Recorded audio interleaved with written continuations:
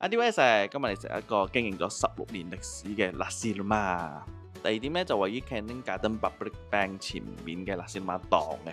每次嚟咧，好多華人啊、印度人啊、馬來人啊都好中意買呢檔 Nasi Lemak嚟食嘅。咁樣咧，今日就嚟試一試啦。Let's go！首先，佢哋嘅飯咧係用一個大桶嚟蒸㗎啦，一點咧係幾唔錯嘅。一打開嘅時候咧，個椰漿味咧非常之香啊！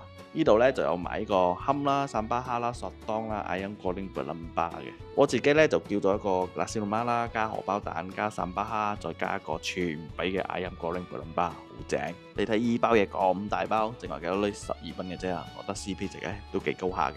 我先講炸雞先啦，食起嚟咧個香茅嘅味道咧係好足嘅，不過咧我覺得佢嘅皮咧就冇咩脆。